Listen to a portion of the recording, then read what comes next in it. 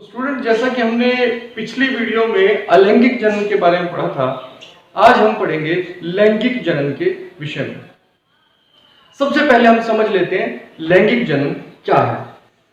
तो यहां अगर हम ध्यान देते हैं, लैंगिक जनन क्या है? नर और मादा युग्मकों की सहायता से संतान उत्पन्न करने की क्रिया को लैंगिक जनन कहते हैं। तो लैंगिक जनन क्या है? नर और मादा युग्मकों के मिलने से निषेचन होता है और उससे जो संतान जन्म लेगी वो लैंगिक जन्म की प्रक्रिया द्वारा जन्म लेगी। इसमें नर और मादा युग्मक हम दो शब्द उपयोग कर रहे हैं, तो हमें समझना होगा कि नर युग्मक क्या और मादा युग्मक क्या है। तो सबसे पहले हम ये समझ लेते हैं युग्मक क्या है। अगर हम एक कोशिका की बात करें, हम एक मनुष्य कोशिका की बात करते हैं, तो मानव कोशिका के केंद्रक में गुणसूत्र जो रहते हैं, यहां हमारे पास कुल 46 गुणसूत्र हैं। अब यदि हमें माता से 46 गुणसूत्र मिले और पिता से भी 46 गुणसूत्र मिले, तो ये द्विगुणित हो जाएंगे, दुगने हो जाएंगे। और इस तरह तो क्या होगा, एक तो पीढ़ी के बाद सिर्फ डीएनए ही बचेगा। मतलब अगर हम कुछ वर्षों की बात करें तो खाली डीएनए रह जाएगा और तो कुछ बचेगा ही नहीं। तो ऐसा तो संभव नहीं है, इस तरह से काम नहीं हो सकता। तो होता क्या है, अर्धसूत्री विभाजन होता है कोशिकाओं के बीच जनन अंगों में। यहां ध्यान रखें, ऐसा विभाजन सिर्फ जनन अंगों में होता है। जनन अंगों में कोशिका का विभाजन होता है और कोशिका दो भागों में टूट जाती है। पूरा अर्धसूत्री विभाजन बोलते हैं इसको। मतलब सारे के सारा जो हमारा डीएनए है वो आधा आधा हो जाएगा। यहां हम ध्यान रखें कि जहां कोशिका में 46 गुणसूत्र हैं वो जोड़ों में हैं और कुल 23 जोड़े गुणसूत्र हैं। तो होगा क्या, एक जोड़ा एक कोशिका में आ जाएगा और दूसरे 23 गुणसूत्र दूसरी कोशिका में चले जाएंगे। तो इस तरह दो युग्मक बने। अब यदि ये युग्मक नर में बनते हैं तो हम इसे नर युग्मक कहेंगे, और यदि ये मादा कोशिकाओं में बनते हैं तो इसे मादा युग्मक कहेंगे। लेकिन ठीक से अगर हम शब्द उपयोग करें कि हम किसे नर युग्मक कहें और किसे मादा युग्मक कहें, तो इसके लिए परिभाषित शब्द है। तो नर युग्मक क्या है?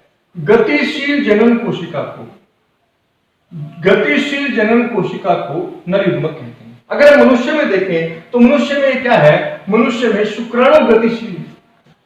मनुष्य में हम क्या देखते हैं कि शुक्राणु होता है और शुक्राणु के पीछे एक पूंछ जैसी संरचना आपको दिखाई देगी। शुक्राणु अंडाणु की ओर गति करते हैं। अंडाणु गति नहीं करते, शुक्राणु गति करके अंडाणु तक पहुंचते हैं, अंडाणु शुक्राणु तक नहीं पहुंचता है। तो इस प्रक्रिया में क्योंकि गतिशील कोशिका शुक्राणु है, इसलिए शुक्राणु को हम नर युग्मक कहेंगे। फिर मादा युग्मक कौन सा है? मादा में भी ऐसा ही होता है। तो मादा युग्मक कौन सा है? तो मादा युग्मक जिस जनन कोशिका में भोजन का भंडार संचित होता है, जिस जनन कोशिका में भोजन का भंडार संचित होता है। तो शुरुआती समय में जब कोशिकाएं आपस में मिलेंगी और पहली कोशिका बनेगी, उसको वृद्धि और विकास के लिए शुरुआती समय में भोजन का भंडार की आवश्यकता है, भोजन की आवश्यकता है। वो भोजन उसे संचित रूप में अंडाणु से मिलेगा। तो ये कैसे है, जैसे कि मनुष्य में अंडाणु। तो अगर मनुष्य में अंडाणु को देखें तो अंडाणु भी एक मादा युग्मक है। तो होता क्या है कि जब एक नर युग्मक एक मादा युग्मक एक नर युग्मक से मिलता है तो इसका सिर्फ डीएनए मादा युग्मक में प्रवेश करेगा। सिर्फ डीएनए, अंडाणु और शुक्राणु जब मिलते हैं तो जो कोशिका बनती है, इसमें दो डीएनए हैं जो आपस में मिलकर एक हो जाएंगे, दोनों डीएनए आपस में मिल जाएंगे। अब सिर्फ डीएनए मिल गया है, यानी कि आनुवंशिक पदार्थ केवल गुणसूत्र के जोड़े बन गए हैं। और फिर से जैसे कि इसमें क्या था, मादा युग्मक में 23 गुणसूत्र थे, नर युग्मक में भी 23 गुणसूत्र थे। तो जो कोशिका बनी है इसमें हो गए कुल 46 गुणसूत्र। तो इसको हम कहते हैं युग्मनज। और नर युग्मक और मादा युग्मक के मिलने को बोलते हैं निषेचन। तो निषेचन क्या है? नर युग्मक और मादा युग्मक के संलयन को निषेचन बोलते हैं। और जो निषेचन से जो पहली कोशिका बनती है इसको हम बोलते हैं युग्मनज। हम इन परिभाषाओं को बाद में अगले वीडियो में बिल्कुल विस्तार से पढ़ेंगे, लेकिन मैं आपको ठीक से समझ आ जाए इसलिए पहले एक बार आपके दिमाग में इसका खाका बनाना चाहता हूं।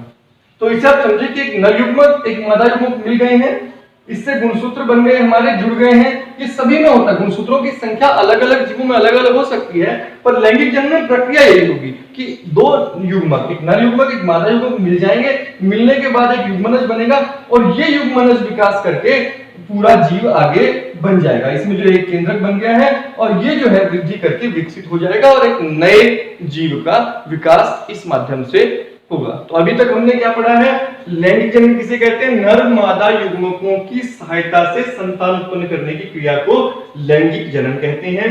नर युग्मक गतिशील जनन कोशिकाओं को नर युग्मक कहते हैं और जिस जनन कोशिका में भोजन का भंडार संचित होता है उसे मादा युग्मक कहते हैं। इसे आप इसी तरह परिभाषा के रूप में कॉपी पर भी अपने लिख सकते हैं।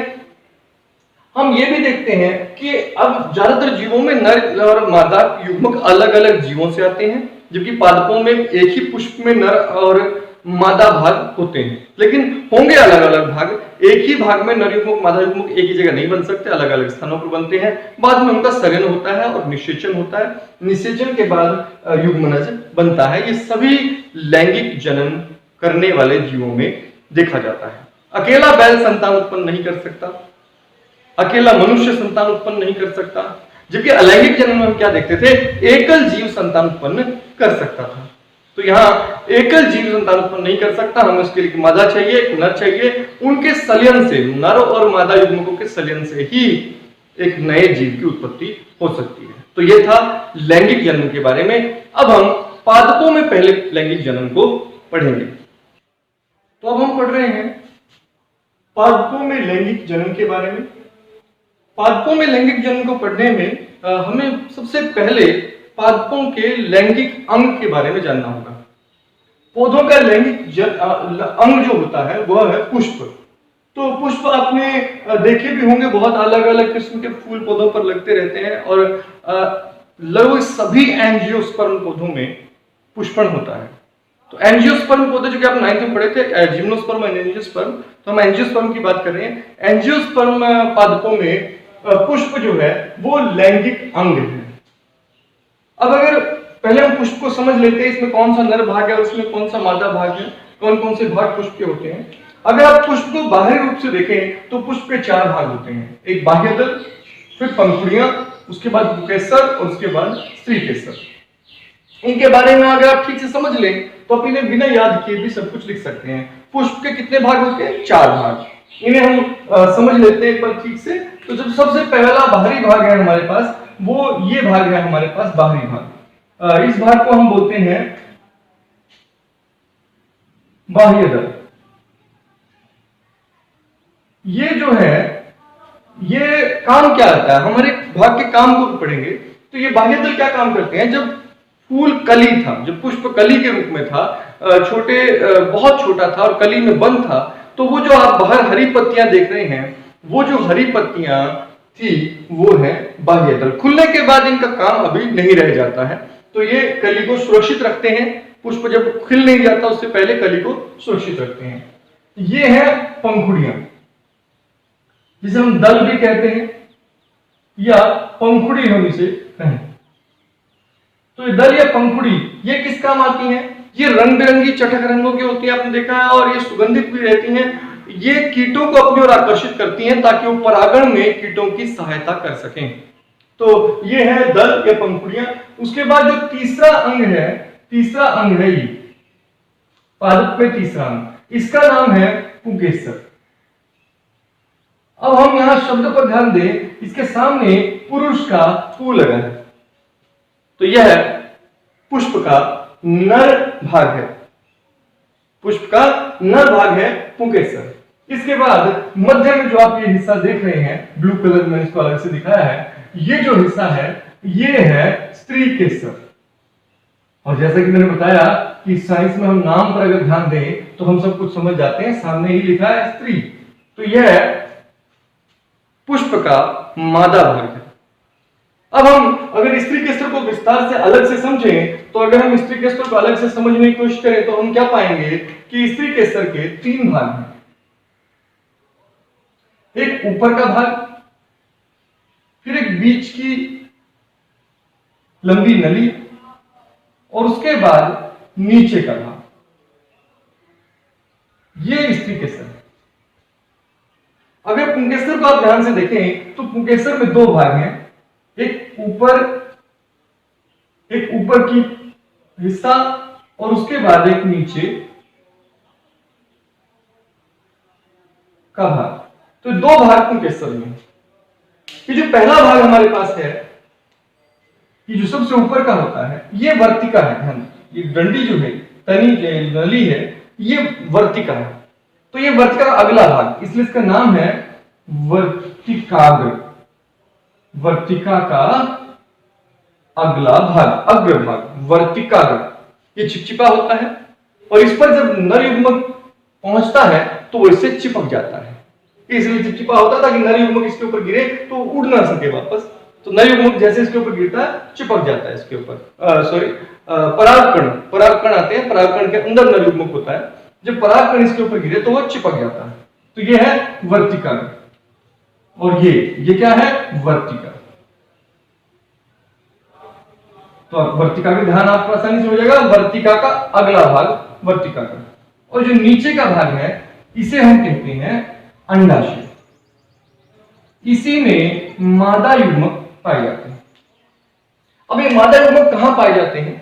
अगर आपने कभी सेब को बिल्कुल बीचों बीच काटिए तो आप क्या देखते हैं, जब आप सेब को बिल्कुल बीचों बीच काटते हैं, क्योंकि सेब क्या है, सेब भी एक बीजांड है जो कि फूल गया है, और यहां इसके फूल था निचले हिस्से में। तो जब आप बीचों बीच काटते हैं तो आप बीच में कुछ इस तरह की संरचना पाएंगे, जिसमें इस तरह बीज लगेंगे। ये जो बीज हैं, ये बीजांड जो कि जिसके अंदर मादा युग्मक था, उसके परिपक्व होने पर ही बने हैं। तो इसमें भी ऐसा ही होगा। अगर आप स्त्री केसर को अंदर से काट कर देखें तो आपको स्त्री केसर अंदर से इस तरह का दिखाई देगा। इसके बीचों बीच बीजांड जो है वो लगे रहते हैं।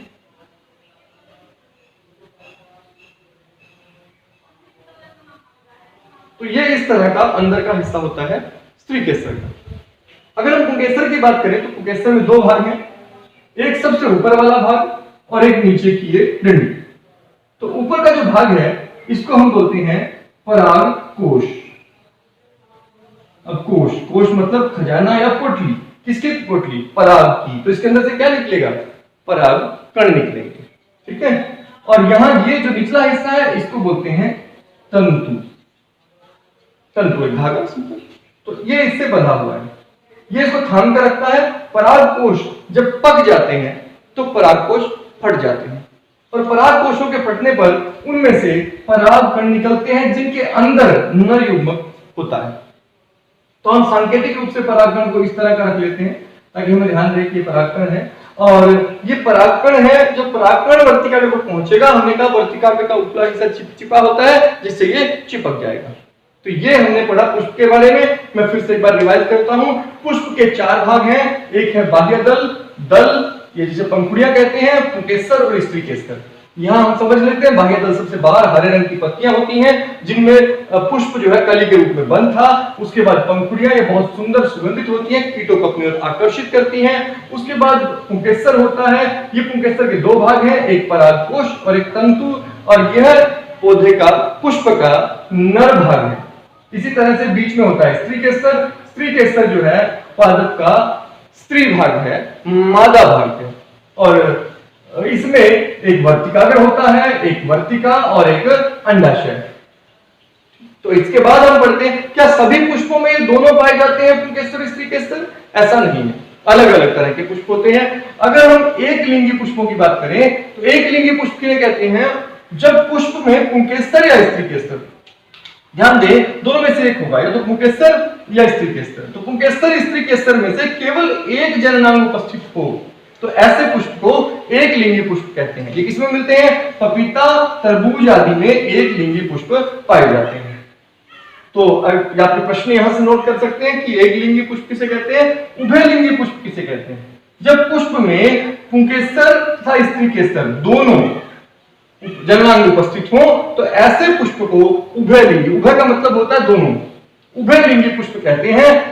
गुड़हल और सरसों में इस तरह के एक उभयलिंगी पुष्प पाए जाते हैं। अब बहुत सारे ऐसे आसपास अपने पुष्प मिल जाएंगे आपको जिनमें पुंकेसर और स्त्री केसर दोनों होते हैं, जबकि कुछ में दोनों नहीं होते, केवल एक होता है। तो हमने कहा एक लिंगी किन्हें कहते हैं, जब पुष्प में पुंकेसर या स्त्री केसर में से केवल एक जननांग उपस्थित हो तो ऐसे पुष्प को हम एक लिंगी पुष्प कहते हैं, और जब दोनों उपस्थित हो तो हम उसे कहेंगे उभयलिंगी पुष्प। तो ये पढ़ा हमने पुष्प के बारे में। अब पुष्प में जनन की प्रक्रिया कैसे होती है, निषेचन की प्रक्रिया कैसे होती है, ये हम पढ़ेंगे।